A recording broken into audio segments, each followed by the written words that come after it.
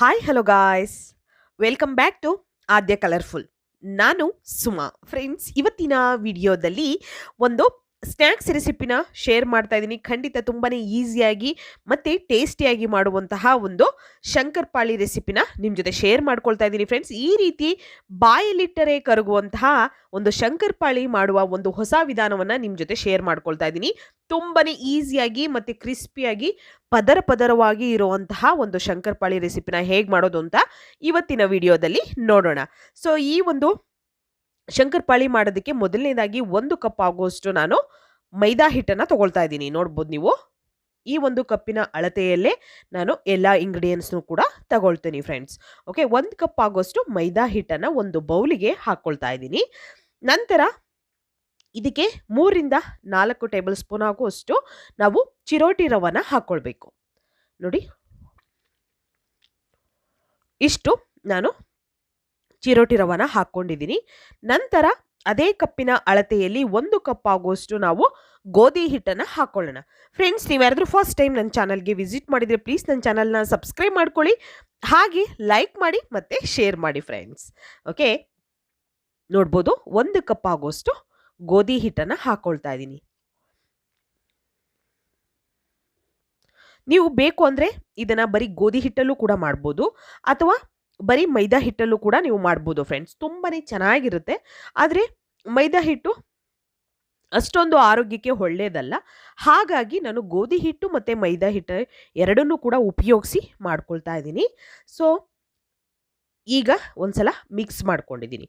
ನೀಟಾಗಿ ಮಿಕ್ಸ್ ಮಾಡಿದ ನಂತರ ಇದಕ್ಕೆ ನಾವು 1 ಕಪ್ ಆಗುವಷ್ಟು ಸಕ್ಕರೆ ಪೌಡರ್ನ ಹಾಕ್ಕೊಳ್ಳೋಣ. ಸಕ್ಕರೆನ ಒಂದು ಜಾರ್ಗೆ ಹಾಕಿ ಪೌಡರ್ ಮಾಡಿಕೊಂಡು ನಂತರ 1 ಕಪ್ ಅಳತೆಯನ್ನು ತಗೊಂಡು ನಾನು 1 ಕಪ್ ಸಕ್ಕರೆ ಪೌಡರ್ನ ಹಾಕ್ಕೊಳ್ತಾ ಇದ್ದೀನಿ. ನೋಡ್ಬೋದು, ಇದೇ ಕಪ್ಪಿನ ಒಂದು ಮೆಜರ್ಮೆಂಟನ್ನು ತಗೊಳ್ತಾ ಇದ್ದೀನಿ.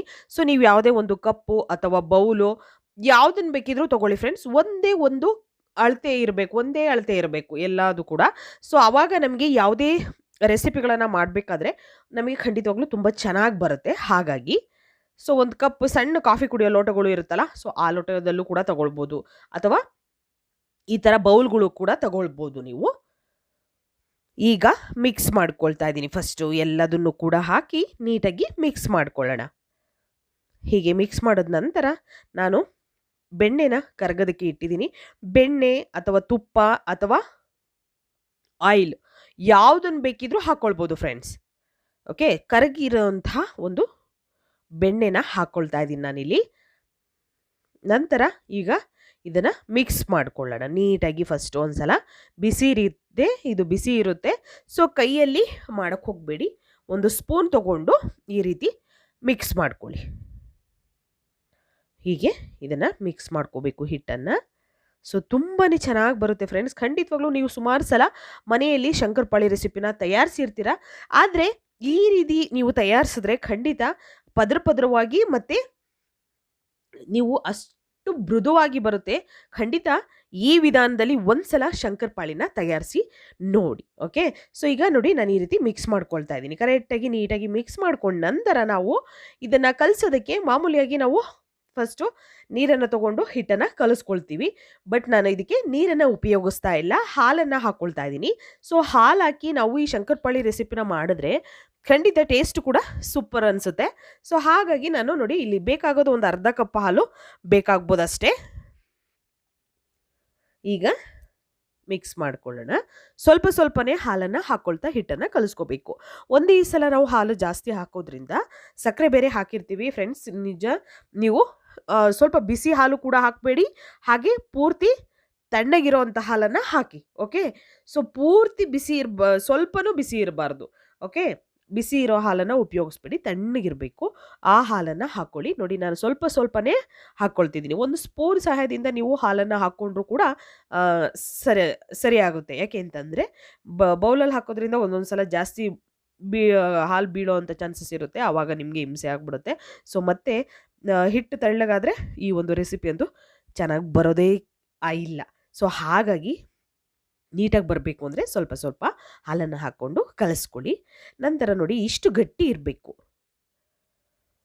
ನೋಡಿದ್ರಲ್ಲ, ನಮಗೆ ಜಾಸ್ತಿ ತೆಳು ಬೇಡ. ನಮಗೆ ಚಪಾತಿ ಹಿಟ್ಟಿನ ಹದಕ್ಕಿಂತ ಸ್ವಲ್ಪ ಗಟ್ಟಿ ಇರಬೇಕು ಈ ಒಂದು ನಾವು ಸ್ನ್ಯಾಕ್ಸ್ ಮಾಡ್ತೀವಿ ಅಥವಾ ಸ್ವೀಟ್ ಮಾಡ್ತೀವಿ ಅಂತಂದರೆ. ಸೊ ರವೆ ಹಾಕಿರೋದ್ರಿಂದ ಸೊ ಚೆನ್ನಾಗಿ ಕಲಸಿ ಒಂದು 5ರಿಂದ 10 ನಿಮಿಷ ರೆಸ್ಟಿಗೆ ಇಡಲೇಬೇಕಾಗುತ್ತೆ. ಯಾಕೆಂದರೆ ರವೆ ಸ್ವಲ್ಪ ಚೆನ್ನಾಗಿ ಅದು ಮಿಕ್ಸ್ ಆಗಬೇಕು. ನೋಡಿ, ಸಾಫ್ಟ್ ಆಗಬೇಕು ರವೆ. ಹಾಗಾಗಿ ನಾವು ಏನು ಮಾಡಬೇಕು ಅಂದರೆ ಹಿಟ್ಟನ್ನು ಕಲಸಿ ಒಂದು 5ರಿಂದ 10 ನಿಮಿಷ ರೆಸ್ಟಿಗೆ ಇಡಲೇಬೇಕಾಗುತ್ತೆ ಫ್ರೆಂಡ್ಸ್. ಓಕೆ, ಸೊ ನೋಡಿ, ನಂತರ ಒಂದು 2 ಸೆಕೆಂಡ್ ನಾದ್ಕೊಂಡಿದ್ದೀನಿ ನಾನು. ಜಾಸ್ತಿ ಏನು ನಾದೋದು ಬೇಡ, ಒಂದು 2 ಸೆಕೆಂಡ್ ನಾದಿದ್ರೆ ಸಾಕು. ಇವಾಗ ಹಿಟ್ಟನ್ನು ತೊಗೊಂಡಿದ್ದೀನಿ ಇಷ್ಟು. ನೋಡಿದ್ರಲ್ಲ, ಸ್ವಲ್ಪ ದಪ್ಪ ಇರೋವಂಥ ಹುಂಡೆನೇ ತೊಗೊಳ್ಳಿ. ಈಗ ಇದನ್ನು ನಾವು ರೋಲ್ ಮಾಡ್ಕೊಳ್ಳೋಣ ಚೆನ್ನಾಗಿ ನೀಟಾಗಿ. ಚಪಾತಿ ಮಾಡೋದಕ್ಕೆ ಹೇಗೆ ಹಿಟ್ಟನ್ನು ನಾವು ರೆಡಿ ಮಾಡ್ಕೊಳ್ತೀವೋ ಆ ರೀತಿ ಮಾಡ್ಕೋಬೇಕು. ಹೀಗೆ ಮಾಡ್ಕೊಂಡ ನಂತರ ಈಗ ನಾವು ಇದನ್ನು ಒಂದು ಮಣೆ ತಗೊಳ್ಳೋಣ. ಸೊ ಇದಕ್ಕೆ ಸ್ವಲ್ಪ ಆಯಿಲ್ನ ಸ್ಪ್ರೆಡ್ ಮಾಡ್ಕೊಳ್ತಾ ಇದ್ದೀನಿ. ಸ್ಪ್ರೆಡ್ ಮಾಡಿದ ನಂತರ ನಾವು ಹಿಟ್ಟನ್ನು ಇದ್ರ ಮೇಲೆ ಇಟ್ಟು ಒತ್ಕೋಬೇಕಾಗುತ್ತೆ. ಸೊ ಒತ್ತೋಂಥ ವಿಧಾನ ತುಂಬಾ ಇಂಪಾರ್ಟೆಂಟ್ ಇರುತ್ತೆ ಫ್ರೆಂಡ್ಸ್. ಖಂಡಿತವಾಗ್ಲೂ ನಾವು ಹೇಗೆ ಬೇಕಾಗಿ ಒತ್ತಿರೆ ನಮಗೆ ಪದರವಾಗಿರುವಂತಹ ಶಂಕರಪಾಳಿ ಬರೋದಿಲ್ಲ. ಸೊ ಹಾಗಾಗಿ ಒಂದ್ಸಲ ನೀಟಾಗಿ ಚಪಾತಿ ಥರ ಇದನ್ನು ಒತ್ಕೊಳ್ಳೋಣ ಫಸ್ಟು.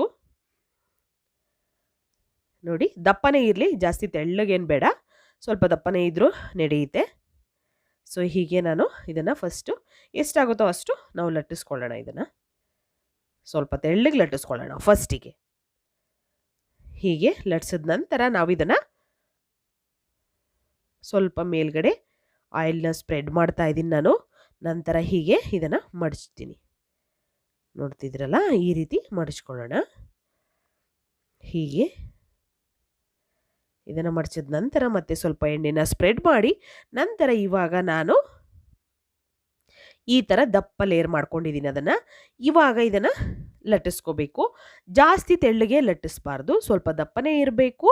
ನೋಡಿ, ನಾನು ಯಾವ ರೀತಿ ಲಟ್ಟಿಸ್ಕೊಳ್ತಿದ್ದೀನೋ ಅದೇ ರೀತಿ ನೀವು ಕೂಡ ಈ ಹಿಟ್ಟನ್ನು ಲಟ್ಟಿಸ್ಕೊಳ್ಳಿ ಫ್ರೆಂಡ್ಸ್. ತುಂಬಾ ಈಸಿಯಾಗಿ ಟೇಸ್ಟಿಯಾಗಿರುವಂತಹ, ಬಾಯಲ್ಲಿಟ್ಟರೆ ಕರಗುವಂತಹ ರುಚಿಯಾದ ಒಂದು ಶಂಕರಪಾಳಿ ಮಾಡುವ ಹೊಸ ವಿಧಾನ. ಖಂಡಿತ ನೀವು ಕೂಡ ಮನೆಯಲ್ಲಿ ಒಂದ್ಸಲ ತಯಾರಿಸಿ ಹೇಗೆ ಬಂತು ಅಂತ ತಪ್ಪದೆ ತಿಳಿಸಿ. ನೋಡಿ, ಇವಾಗ ನಾನಿಲ್ಲಿ ಪಿಜ್ಜಾ ಕಟರ್ ತೊಗೊಂಡಿದ್ದೀನಿ. ಪಿಜ್ಜಾ ಕಟರ್ ಇದ್ದರೆ ಉಪಯೋಗಿಸಿ, ಇಲ್ಲ ಅಂತಂದರೆ ಚಾಕುವಿನ ಸಹಾಯದಿಂದ ಕೂಡ ನೀವು ಕಟ್ ಮಾಡ್ಕೋಬೋದು. ಈಗ ಇದನ್ನು ನಾವು ಸ್ವಲ್ಪ 1 ಇಂಚು ಗ್ಯಾಪ್ ಇಟ್ಟು ಕಟ್ ಮಾಡ್ಕೊಳ್ಳೋಣ. ಸ್ವಲ್ಪ ಅಗಲವಾಗಿರಲಿ ಅಂತ ಅಷ್ಟೇ. ನಿಮಗೆ ಇನ್ನೂ ಚಿಕ್ಕ ಪೀಸ್ ಬೇಕು ಅಂದರೆ ಇನ್ನೂ ಚಿಕ್ಕದಾಗಿ ಮಾಡ್ಕೋಬೋದು.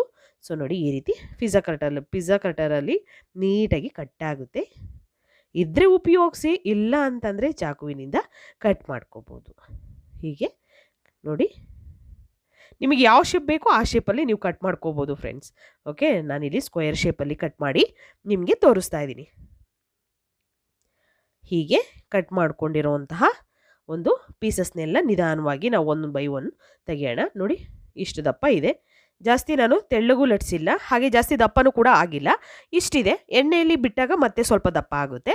ಸೊ ಹಾಗಾಗಿ ನೋಡಿಕೊಂಡು ನೀವು ಸ್ವಲ್ಪ ದಪ್ಪವಾಗಿ ಲಟ್ಟಿಸ್ಕೋಬೇಕು. ಈಗ ಒಂದು ತಟ್ಟೆಯಲ್ಲಿ ನಾನು ತೆಗೆದಿಟ್ಕೊಂಡಿದ್ದೀನಿ ಎಲ್ಲ ಪೀಸಸ್ನೂ ಕೂಡ. ಕಾಯೋದಕ್ಕೆ ಆಲ್ರೆಡಿ ಎಣ್ಣೆ ಇಟ್ಟಿದ್ದೀನಿ. ಸೊ ಮೀಡಿಯಮ್ ಆಗಿ ಎಣ್ಣೆ ಕಾಯಲಿ. ನಂತರ ಈಗ ನಾವು ಶಂಕರಪಾಳಿಯನ್ನು 2 ಸೈಡು ನಾವು ಚೆನ್ನಾಗಿ ಬೇಯಿಸ್ಕೋಬೇಕು. ಕಂದು ಬಣ್ಣ ಬರೋ ಹಾಗೆ ನಾವು ಇದನ್ನು ಬೇಯಿಸ್ಕೊಳ್ಳೋಣ, ಎಣ್ಣೆಯಲ್ಲಿ ಕರ್ಕೋಬೇಕು. ಸೊ ನೋಡಿ, ಇವಾಗ ನಾನು ಸ್ವಲ್ಪ ದೂರನೇ ಎಲ್ಲ ಪೀಸಸ್ನೂ ಕೂಡ ಹಾಕ್ಕೊಳ್ತೀನಿ. ಸೊ ಫ್ರೆಂಡ್ಸ್, ನನ್ನ ಆದ್ಯ ಬ್ಯೂಟಿ ಟಿಪ್ಸ್ ಇನ್ ಕನ್ನಡ ಅನ್ನೋ ಒಂದು ಬ್ಯೂಟಿ ಚಾನಲ್ ಕೂಡ ಇದೆ. ಹಾಗೆ ನನ್ನ ಆದ್ಯ ಸಿಂಪಲ್ ರಂಗೋಲಿ ಅನ್ನೋ ನನ್ನ ಇನ್ನೊಂದು ಚಾನಲ್ ಕೂಡ ಇದೆ. ಸೊ ಯಾರಾದರೂ ದಯವಿಟ್ಟು ನೋಡಿಲ್ಲ ಅಂದರೆ ಖಂಡಿತ ಚಾನಲ್ ಲಿಂಕನ್ನು ಡಿಸ್ಕ್ರಿಪ್ಷನಲ್ಲಿ ಹಾಕಿರ್ತೀನಿ. ನೀವು ನನ್ನ ವಿಡಿಯೋಗಳನ್ನು ನೋಡ್ಬೋದು, ಆ ಚಾನಲ್ ಕೂಡ ನೋಡ್ಬೋದು. ಹಾಗೆ ಇಷ್ಟ ಆದರೆ ಚಾನಲ್ನ ಸಬ್ಸ್ಕ್ರೈಬ್ ಮಾಡ್ಕೊಳ್ಳಿ ಫ್ರೆಂಡ್ಸ್. ಓಕೆ, ಸೊ ನೋಡಿ, ಈ ರೀತಿ ನಾನು ಫ್ರೈ ಮಾಡ್ಕೊಳ್ತಾ ಇದ್ದೀನಿ. ಸೊ ಸ್ವಲ್ಪ ಕಲರ್ ಚೇಂಜ್ ಆಗೋ ಹಾಗೆ ನಾವು ಸ್ಟವ್ನ ಆದಷ್ಟು ಲೋ ಫ್ಲೇಮಲ್ಲೇ ಇಟ್ಕೊಂಡು ಇದನ್ನು ಬೇಯಿಸ್ಕೋಬೇಕು. ಹೈ ಫ್ಲೇಮ್ ಮಾಡಿದ್ರೆ ಬೇಗ ಕಲರ್ ಚೇಂಜ್ ಆಗುತ್ತೆ, ಬಟ್ ಒಳಗಡೆ ಕ್ರಿಸ್ಪಿ ಆಗಿರೋದಿಲ್ಲ. ಹಾಗಾಗಿ ಸೊ ನೋಡಿ, ಕಲರು ನಮಗೆ ಗೋಲ್ಡನ್ ಕಲರ್ ಬರಬೇಕು, ಅಲ್ಲಿವರೆಗೂ ಇದನ್ನು ಫ್ರೈ ಮಾಡ್ಕೋಬೇಕು ನಾವು. ಹೀಗೆ ಫ್ರೈ ಮಾಡಿರುವಂತಹ ಒಂದು ಶಂಕರಪಾಳಿನ ನಾವು ಒಂದು ಟಿಶ್ಯೂ ಪೇಪರ್ ಮೇಲೆ ತೆಗೆದಿಟ್ಕೊಳ್ಳೋಣ. ತುಂಬಾನೇ ಈಸಿಯಾಗಿರೋವಂತಹ ಒಂದು ಶಕ್ಕರ್ ಪಾರ ರೆಸಿಪಿನ ನಿಮ್ಮ ಜೊತೆ ಶೇರ್ ಮಾಡಿದ್ದೀನಿ. ಸೊ ಖಂಡಿತ ನೀವು ಮನೆಯಲ್ಲಿ ಸುಮಾರು ಸಲ ಈ ಶಂಕರಪಾಳಿ ರೆಸಿಪಿನ ತಯಾರಿಸಿರ್ತೀರಾ. ಆದರೆ ಈ ಒಂದು ವಿಧಾನದಲ್ಲಿ ಒಂದು ಸಲ ತಯಾರಿಸಿ ನೋಡಿ ಫ್ರೆಂಡ್ಸ್, ನಿಮ್ಗೆಲ್ಲರಿಗೂ ಹಾಗೆ ಮಕ್ಕಳಿಗೂ ಕೂಡ ತುಂಬಾನೇ ಇಷ್ಟ ಆಗುವಂತಹ ಒಂದು ಶಕ್ಕರ್ ಪಾರ ರೆಸಿಪಿ ರೆಡಿಯಾಗಿದೆ. ನೀವು ಕೂಡ ಟ್ರೈ ಮಾಡ್ತೀರಾ ಅಂತ ಭಾವಿಸ್ತೀನಿ. ವಿಡಿಯೋ ಇಷ್ಟ ಆದರೆ ಚಾನಲ್ನ ಸಬ್ಸ್ಕ್ರೈಬ್ ಮಾಡ್ಕೊಳ್ಳಿ. ಇವತ್ತಿನ ವಿಡಿಯೋನ ಇಲ್ಲಿಗೆ ಮುಗಿಸೋಣ. ಬಾಯ್, ಸಿ ಯು, ಟೇಕ್ ಕೇರ್.